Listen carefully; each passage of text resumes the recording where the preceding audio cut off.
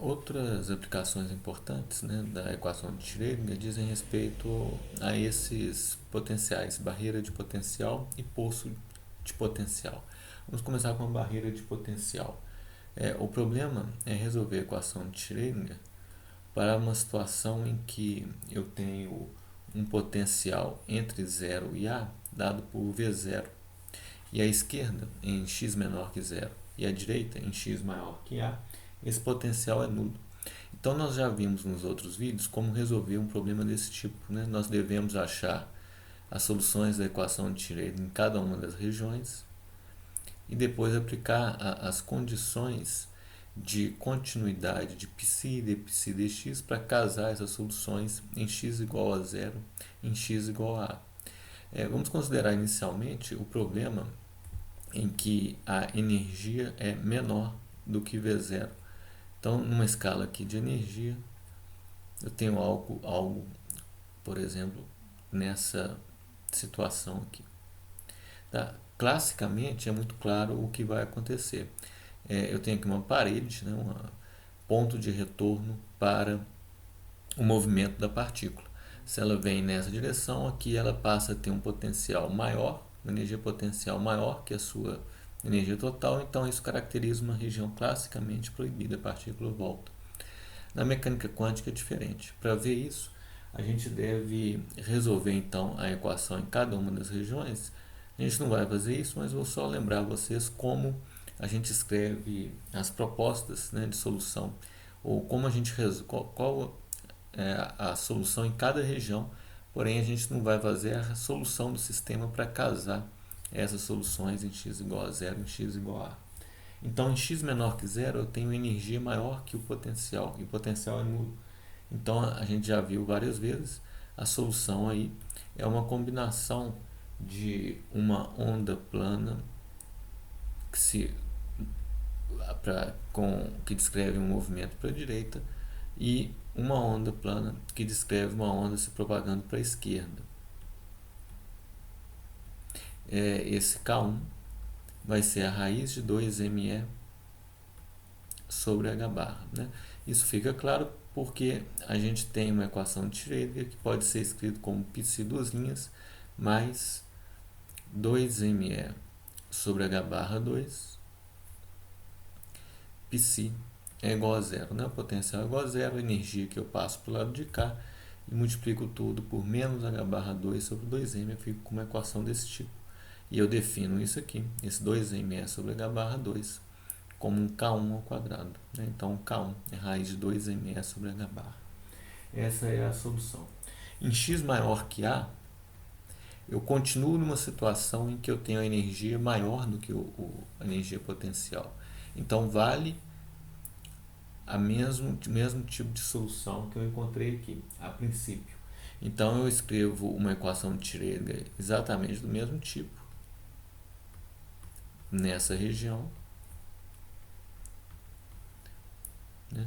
Chamo isso aqui então de K1 ao quadrado, do mesmo jeito, que é a mesma coisa, e escrevo imediatamente a solução como um C elevado a IK1x, então uma onda propagante para a esquerda, para a direita, mais um D elevado a menos IK1x, uma onda que se propaga para a esquerda. Aqui vale a gente lembrar uma condição física que para x maior do que a partícula vai sempre encontrar uma energia potencial nula. Então não há nada além de x igual a que faça a partícula ser refletida. Logo, eu posso abrir mão desse termo dizendo que D é igual a zero e, portanto, ele não vai existir. Tá? Então, fisicamente, eu posso ficar restrito a uma solução que é uma onda propagante para a direita, sem reflexão nessa região.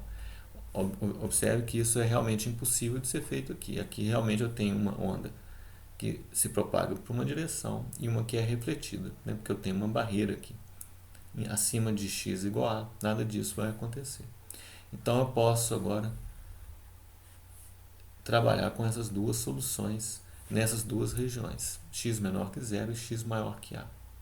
Tá? E o que acontece entre 0 e A. Né? Entre 0 e A é a região classicamente proibida. Né? A energia potencial está superior à energia da partícula. Então a equação de Schrödinger nessa região ela vai ser escrita como 2m V0 menos E, V0 menos E psi, sobre H barra 2, né? Que o V0 é maior que a energia. E qual que é o sinal que eu coloco aqui?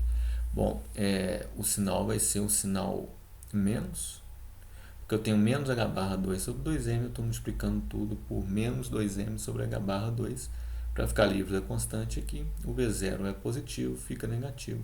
O E que passou para a esquerda veio negativo, vira positivo quando eu multiplico pelo menos 2m sobre H barra 2. Isto aqui eu chamo de um K2 ao quadrado, né? Que me diz que o meu K2 é a raiz de 2m V0 menos E sobre H barra. E as soluções de uma equação desse tipo são escritas, como a gente já viu também nos outros exemplos, com uma combinação de exponenciais crescentes e decrescentes. Então eu escrevo o psi nessa região como um f é elevado a um k2x mais um g é elevado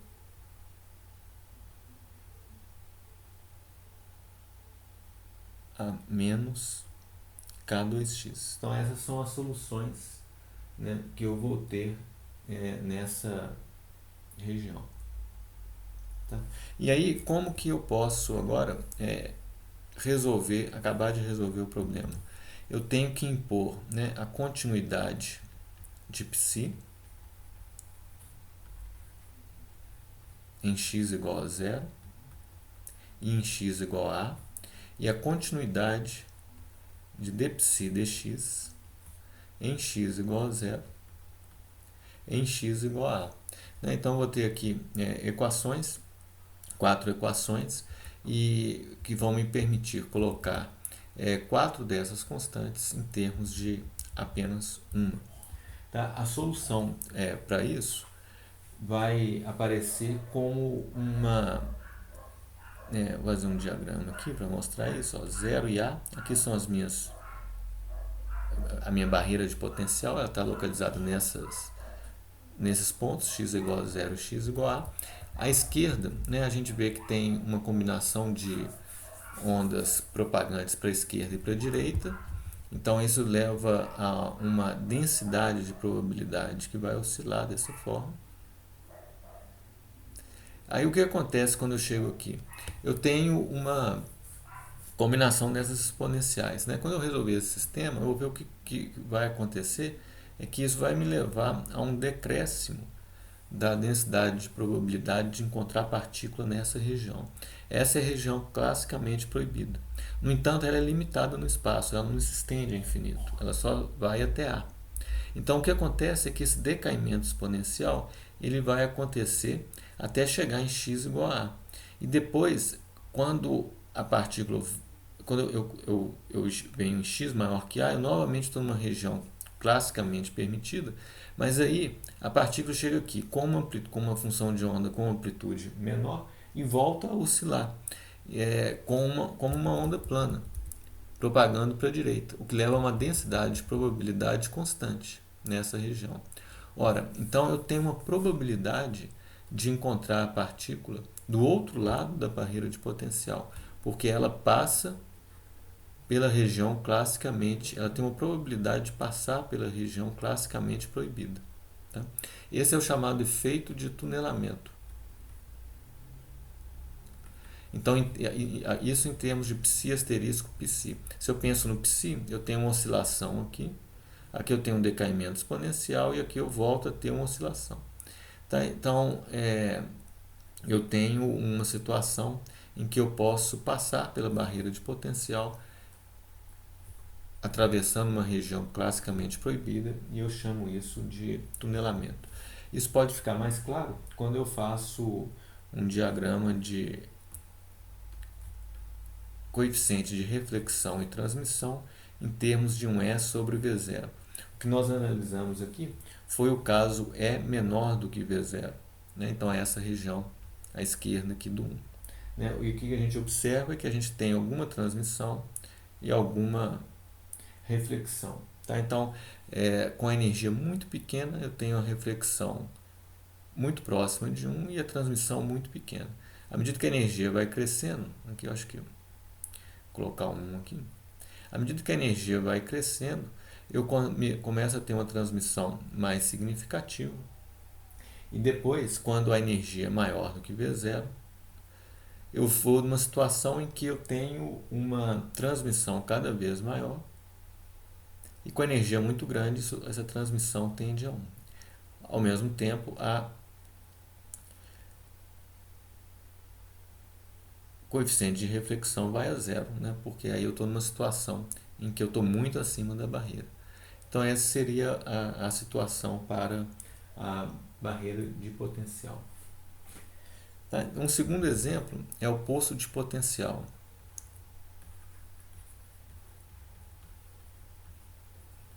No poço de potencial, eu tenho colocar aqui entre menos A sobre 2 e A sobre 2, eu tenho um potencial que vai ser, vamos colocar aqui 0, aqui vai ser V0, aqui vai ser V0. Tá? Então, o que acontece quando eu tenho uma energia que está nessa região? Né? O que a gente espera? Uma energia menor do que V0. Tá? Então, eu tenho de novo 3 regiões. Aqui uma região proibida classicamente, e aqui uma região que a energia é maior que a energia potencial.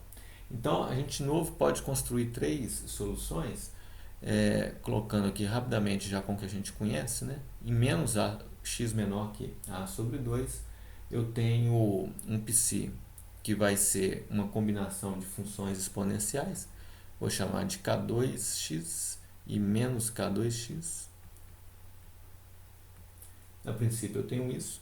Para x maior do que A sobre 2, eu também tenho uma situação do mesmo tipo, vou chamar as constantes de f e g.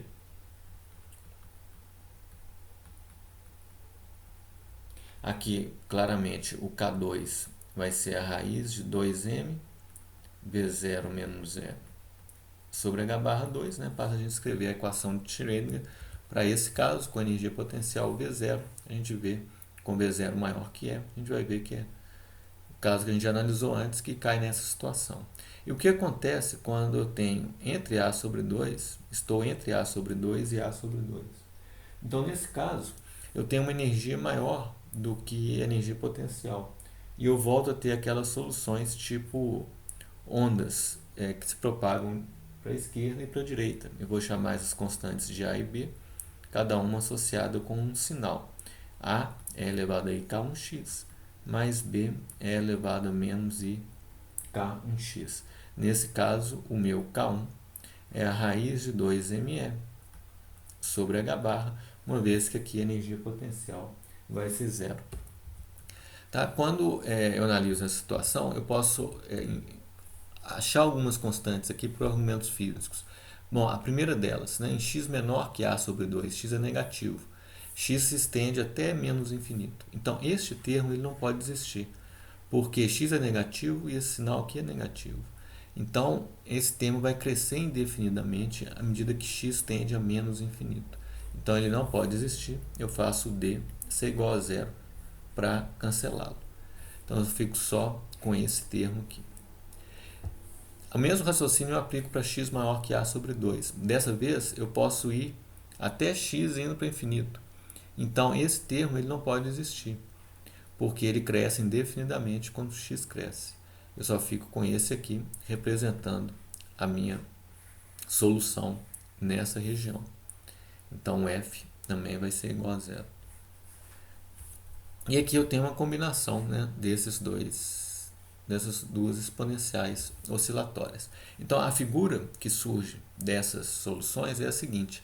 Eu vou ter um decaimento exponencial aqui, um decaimento exponencial aqui, e aqui eu posso ter algum tipo de oscilação que encaixa aqui através da continuidade de psi e dψ dx nesses dois pontos em que eu tenho que conectar soluções nessas três regiões.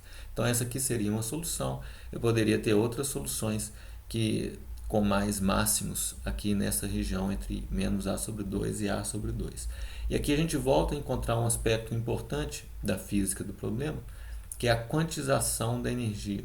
Eu vou ter níveis discretos aqui dentro que vão aparecer exatamente porque nas soluções matemáticas da equação diferencial eu tenho que impor condições físicas.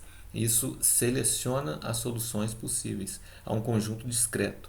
Então eu tenho um conjunto de soluções que vai ser obtido então aplicando essas condições de contorno, o que vai restringir as soluções matemáticas daquela equação diferencial.